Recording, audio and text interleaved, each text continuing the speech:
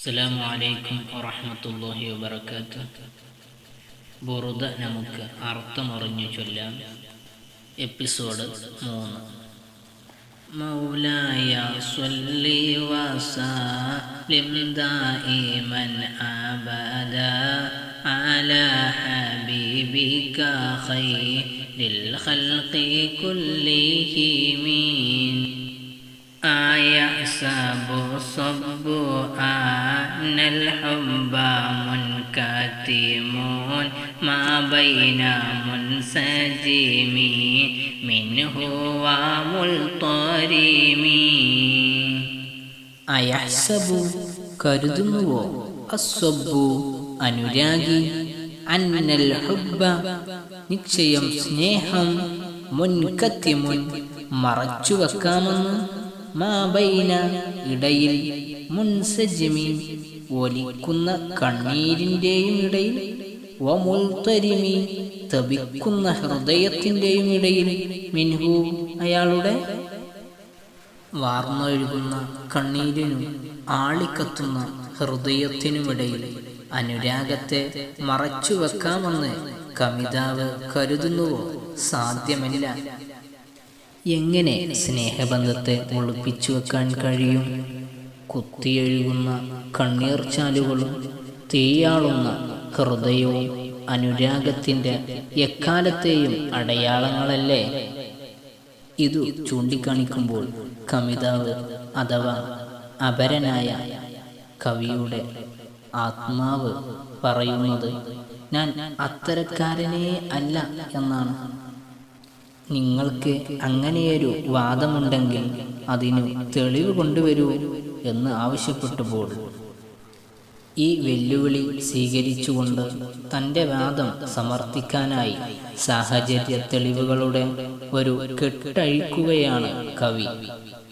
കാമുകനു നേരെ തിരിഞ്ഞുകൊണ്ട് കവി ഇമാം ബൂസൂരി റളിയല്ലാഹു അൻഹു വാദിക്കുന്നു. ലൗലൽ ഹവാ ലം തുരിദ് ദംഅൻ അലാ ത്വലലി വലാ ആരിഖത ലി ദിക്രിൽ ബാനി വൽ ആലമി.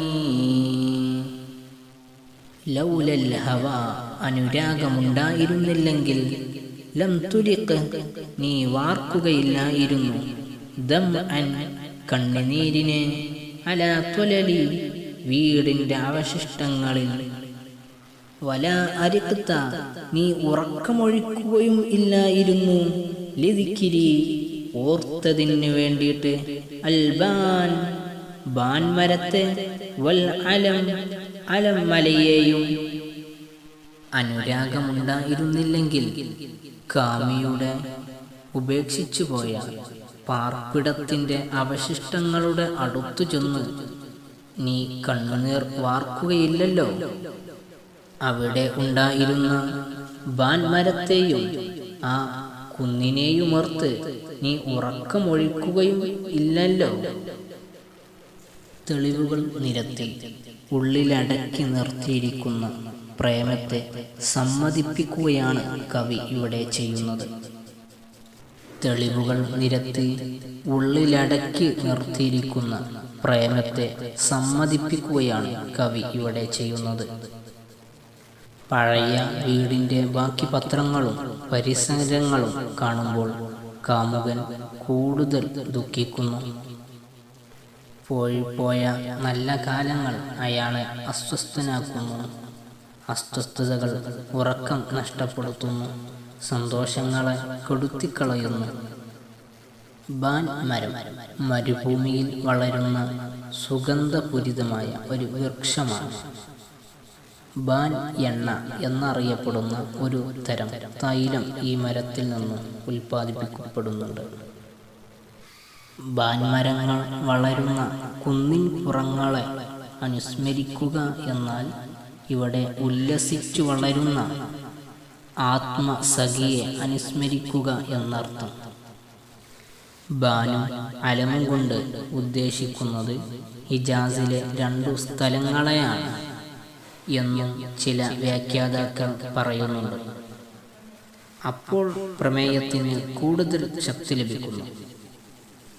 നിഷേധിക്കുന്ന കാമുകനു മുമ്പിൽ കവി തെളിവുകൾ നിരത്തി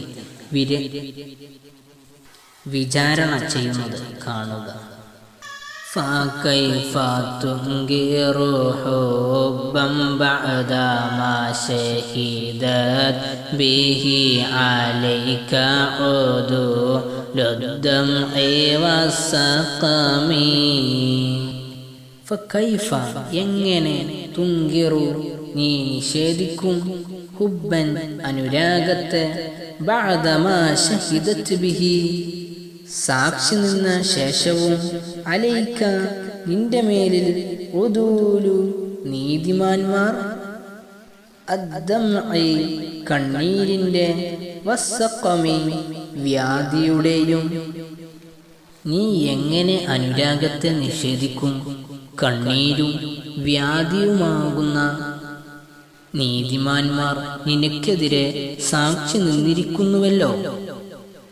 وأثبت الوجد خاطي أبرات وظنا مثل البهار على خديك والعالم. കവി തെളിവുകൾ വീണ്ടും നിരത്തുകയാണ്. വഅസ്ബത സ്ഥാപിച്ചിരിക്കുന്നു അൽ വജ്ദു ദുഃഖം, ഖത്തൈ രണ്ട് പാടുകൾ അഥവാ വരകൾ, അബ്റത്തിൻ കണ്ണീരിന്റെ, വവന അവശതയുടെയും, അലാ ഖദ്ദൈക നിന്റെ രണ്ടു കവിളുകളിൽ, മിസ്ലൽ ബഹാരി മഞ്ഞ പനനീർപ്പൂ പോലെ, വൽ അനമി ചുമന്ന പനനീർപ്പൂ പോലെയും നിന്റെ കവിളുകളിൽ ദുഃഖം മഞ്ഞയും ചമപ്പും നിറമുള്ള പനനീർ പൂക്കളെപ്പോലെ കണ്ണീരിന്റെയും അവശതയുടെയും രണ്ടു പാടുകൾ തീർക്കുകയും ചെയ്തിരിക്കുന്നുവല്ലോ. കമിതാവിനെ ശ്രദ്ധിച്ചു നോക്കി. കരഞ്ഞു കലങ്ങിയ കണ്ണുകൾ, ചുവന്നു തുടുത്തിരിക്കുന്ന മുഖം മഞ്ഞളിച്ചിരിക്കുന്നു. അവശതയും അസുഖവും അവനെ ക്ഷീണിതനാക്കിയിരിക്കുന്നു. മാനസിക അസ്വസ്ഥതകൾ അവസാനം ദേഹ അസ്വസ്ഥതകളിലേക്ക് നയിക്കുക സ്വാഭാവികമാണല്ലോ. അതുകൊണ്ടായിരിക്കാം മഞ്ഞളിച്ച മുഖത്തെ മഞ്ഞ പനനീർ പൂവിനോടും ചുവന്നു തുടുത്ത കവിളുകളെ